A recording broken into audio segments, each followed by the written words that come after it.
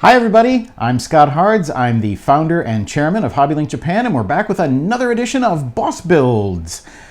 I wanted to say that just like we'd done an episode last week or something too, but as many of you may know, goodness, it's been years since we've had this series going, but I'm really excited to get it started again because I've really missed it. I love doing scale modeling, and unfortunately we haven't had the opportunity, or I haven't had the opportunity to bring it to you going forward. We've got a lot of other people lined up who are also going to be participating in the show, so look forward to a lot of exciting content. What we're going to try to do with this new version of the show is a couple of things. First, of course, we want to show off exciting new scale kits. We're going to talk about the Takom, or the Blitz by Takom Jagdtiger, coming up here in our first couple of segments. But the other thing we want to do, besides show off great new products, is we also want to help folks who may not be that familiar with scale modeling, or may have done a few Gundam kits or maybe some other snap fit stuff, and haven't really gotten their feet wet yet into the world of glue and paint and other noxious chemicals. And it can seem a little intimidating, I know, but we're going to show you that it's not, that it's super easy, and you're going to be able to create some great stuff with a minimum of effort. So that's our objective, and that's also one of the reasons why we picked this new kit by Blitz, by Takom. I'm going to say that wrong probably a number of times. And that's because, first of all, it's a tank kit, and tank kits are really easy to build, trust me. I've built a few in my day. I'm more of an aircraft modeler, more of a science fiction modeler, more of a car modeler than a military modeler, but I have done a few, as you can see here. But it's, goodness God, been probably 10 or 15 years since I've done a tank kit. But no worries, I'm not worried about it because they are super easy. The biggest thing being, of course, with most tank kits, you can build it, then paint it. You don't have to, do interspacing of sections where you have to paint it first before you can build something into the thing, like with a cockpit on an aircraft kit or stuff like that. So it's very, very easy to build and paint in separate segments. Plus, even if you break something, just between you and me, you can pretend it was battle damage, or that you were, simulating damage to the actual vehicle. The other reason I want to do this kit is because I'm actually very excited by this new concept that Takom is doing. We've had a lot of kits lately that have really boasted, full interior or super detail. Both Takom and Mung have done kits like that lately. Dragon also for several years was doing kits that just boasted about all the incredible detail they had, but that means a lot of parts and a lot of time to build it. Now, I'm not trying to put down that kind of modeling at all. If you're really into doing a lot of super detail and then showing off, a full interior, an engine, and, the gun breech and all the goodies that are inside of a tank when you're done, that's great. But I'm a busy guy, and I get a little bit more satisfaction out of actually completing something and putting it on my shelf to admire with the rest of my collection, than spending half of my remaining lifespan on one thing. But, that's a judgment, of course, that each modeler has to make, whether they're going for quantity or quality, so to speak. But this new Blitz series from Takom is all about quick and easy and economical kits. A lot of those full detail kits have been going for, $100 or more in some cases. This new kit, HobbyLink Japan, we're offering it for like 2,600 yen or so, which is only about $24. And I've looked at prices overseas, and in most places you can get this kit for under 50 bucks. So it's a lot less damage to your wallet than some of the other super detail offerings would be having. The other reason I chose it is because it's a Jagdtiger. Now, German armor's cool. I think pretty much anybody who's looked at any kind of tanks, especially from World War II, knows, the German armor was by far the coolest looking and the most impressive technically. And the Jagdtiger is certainly an impressive vehicle. There's only 3 of these left in the world, and I've had the pleasure of standing next to one in the Bovington Tank Museum in the UK. And I'm going to show you a photo here. Now, this photo is actually not a Jagdtiger, as smart eyes will probably catch. This is a King Tiger with a Henschel turret, but it's the same basic chassis design and size as the Jagdtiger was. So it gives you a good idea just how massively huge these vehicles were next to a normal-sized, or relatively normal-sized guy standing next to them. So yeah, the Jagdtiger, very impressive. It was the heaviest tank of World War II. Now, picky people are going to say, no, Scott, it's not a tank. It's an AFV, or it's an SP gun. They're right. Tanks are usually defined as those armored fighting vehicles that have a rotatable turret. The Jagdtiger did not have one. They had to turn the whole tank in order to aim it. Of course, it's cheaper and easier to build them that way. So that's one reason why they would do this. But vehicles like this were usually called an SP gun for self-propelled gun, or a tank destroyer, sometimes you hear them referred to as. But this was the Tiger chassis with the biggest gun that they ever, or the most powerful gun they put on any armored fighting vehicle in World War II. So it was the heaviest and the most impressive gun. So how did the Jagdtiger do in combat with all of those great statistics going for it? Well, the biggest problem it had was that at 71 tons, or 72, depending on which source you read, this thing was grossly underpowered and overweight. It had an engine that was designed basically for tanks half its size. It could barely move, hitting maybe 20 miles per hour on a good day. Of course, it got lousy gas mileage because it was so heavy. And the biggest problem was it was so heavy and had so little torque for its weight, it would frequently get stuck and they couldn't get it out. Plus, because it didn't have a turret, they had to keep moving the whole vehicle every time they wanted to aim it, and that put a lot of stress and strain on the gearbox and the suspension, and they would frequently just break down. Plus, because of the crappy gas mileage that these things got, and with fuel scarcities at the end of World War II for the Germans, they'd often just run out of gas. So of the 80 or so Jagdtigers that actually got built, almost all of them were either stuck in the mud, broke, or abandoned by their crews and destroyed because they were out of gas. I think only one or two of them actually were defeated through enemy action. But this huge gun here could literally take out anything the Allies could throw at it with pretty much one shot if it was a good hit. But this front armor on the Jagdtiger was like 25 centimeters thick. That's like 9 inches or something, which is crazy. And just about anything that the Allies could shoot it with from the front would be just about invincible. From the side or from the rear, it was a little bit easier to kill it. But they, of course, would try to avoid showing you their side or their rear if they knew what they were doing in combat. So that's a fascinating vehicle. I love to think about these sorts of things while I'm building these. And that's the other reason why I chose the Jagdtiger. It's a very exciting, very masculine looking vehicle. We'll forget about the stuck in the mud stuff, shall we, while we're building it? So let's take a look at the kit, see what we've got in the box. Of course, some instructions. Everything was nicely packed in plastic bags, but I took it out so we could see what we're getting here easily. A few bits here, various details, exhaust pipes and stuff. And of course, tanks have lots of suspension parts, so we've got our road wheels and idler wheels and drive gears there. Even at this price level, we're still getting photo etched for the grills on the back deck and some decals, plus a piece of brass wire for simulating rope. We have some also plastic rope going in here, plus the side skirts. And then there's Lincoln length tracks and more Lincoln length tracks. I'll show you in detail how to put these together. They're not as intimidating as they may look at first. There's that big gun and some of the other hull parts here.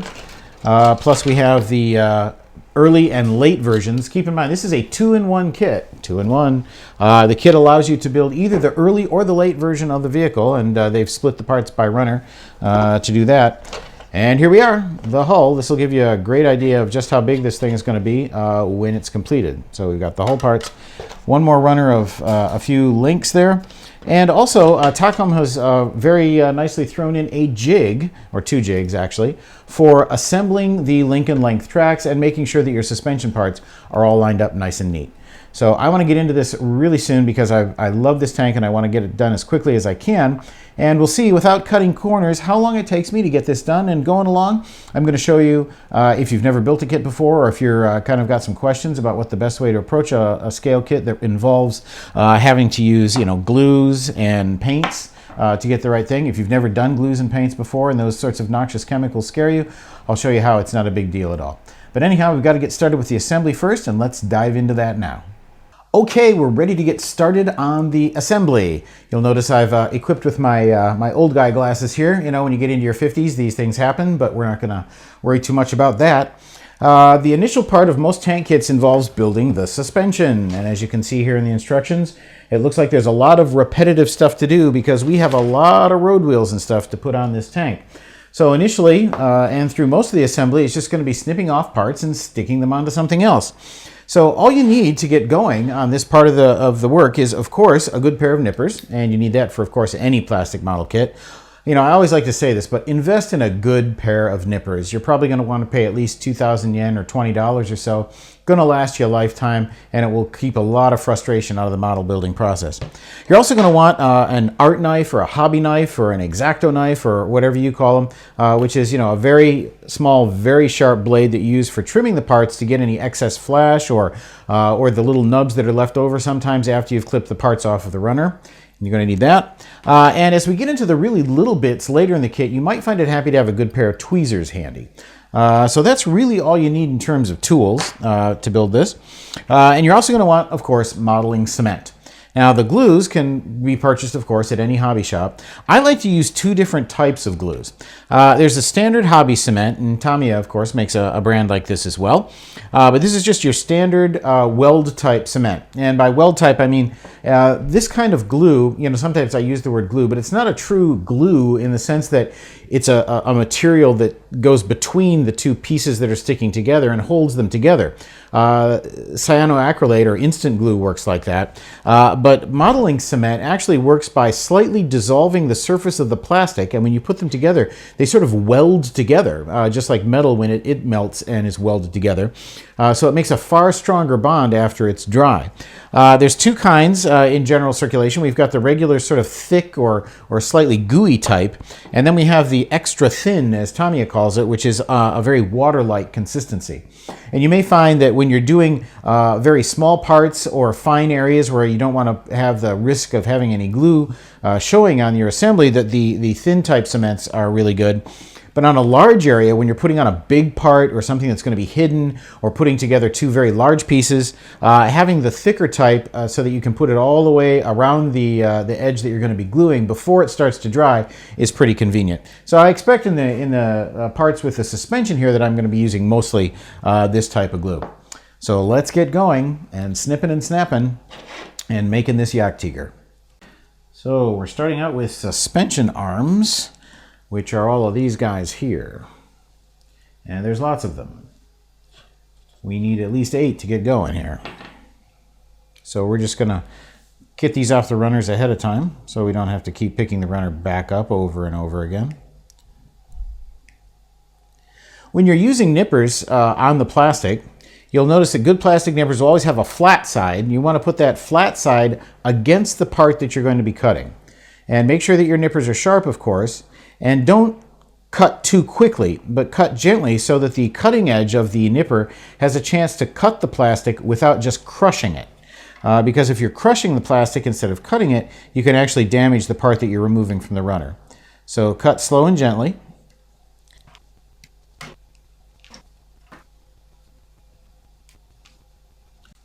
Okay, those came off pretty quickly and easily. So now I'm going to use my art knife to clean them up just a little bit. Not much work that needs to be done. Okay, got those parts off the runner now, and now we're going to do our first gluing. So you don't need to use too much of this this cement, but you do want to make sure you put it on both sides. So you double check the instruction sheet to make sure you know what you're doing and where the parts go, because a lot of these can look very similar. And this goes in the second hole in this lineup of holes here. So I'm going to put a little bit of cement inside the hole. A little bit of cement on the part itself. That was actually probably more than I wanted to do, but it's going to be hidden inside the tank, so it shouldn't be an issue. And then you just put them together. Now, depending on the type of parts that you're putting together and how they fit, you might want to hold it for a few seconds. 10 to 15 seconds is usually enough for these sorts of glues or cements. And off you go. Now, it usually takes about an hour for these to set up really well. So if it's the type of part that's eventually going to have some weight put on it or something, you want to make sure you don't do that until it's had time to dry. So lather, rinse, and repeat, and off we go with the rest of these now.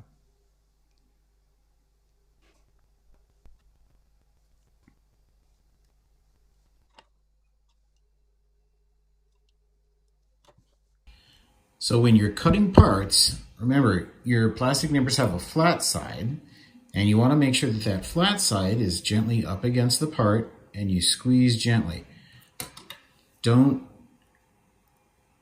grab it too quickly, because you want the sharp blade of the nipper to have the opportunity to cut the plastic, not crush it as it's doing the work.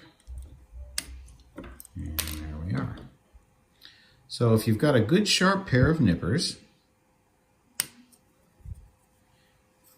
and you get it nice and flush against the plastic, when you remove these parts, you're not going to see hardly any flash at all. And you should be able to use them almost as is.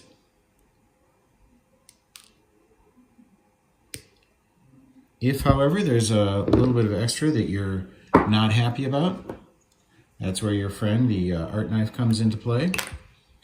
And you can just very gently scrape to get the extra off. Of course, be careful because it's really, really sharp and you can cut yourself easily, and you can also dig huge gouges into the plastic if you're not careful. Using it without cutting horizontally, but putting the blade on edge and scraping is also a really effective way, depending on the part or the situation, to get the extra off.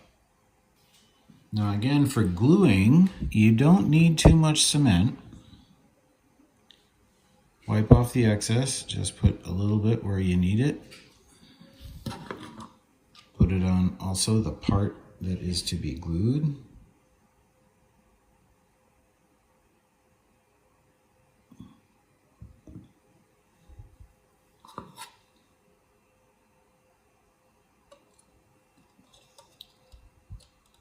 Make sure it's snug.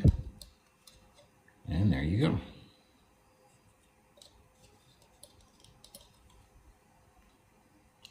Lather, rinse, repeat.